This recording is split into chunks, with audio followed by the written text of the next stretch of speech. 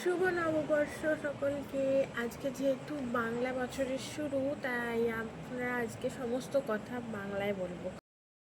একজন বাঙালি হওয়ার দরুন আজকে আমাদের কোনো রকম বিদেশি ভাষা ব্যবহার করা উচিত নয় এবং সারাদিন বাংলা খাবার খাওয়া উচিত। বাঙালি খাবার।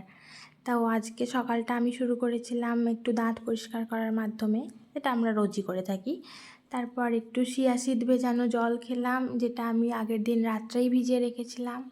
জল খাওয়ার পর আমি গেলাম চা বানাতে।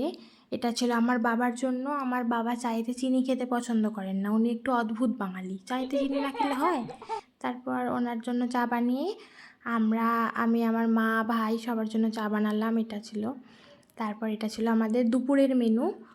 দুপুরে ছিল একটু খাসির মাংস পাতলা ঝোল করে, আর ছিল ভাত, পাঁপড় ভাজা, আলু ভাজা, আর ছিল আমের চাটনি। আমের চাটনি তো খেতেই হতো, বৈশাখ মাস, আমের সময়। আর লাস্ট ছিল একটা আইসক্রিম।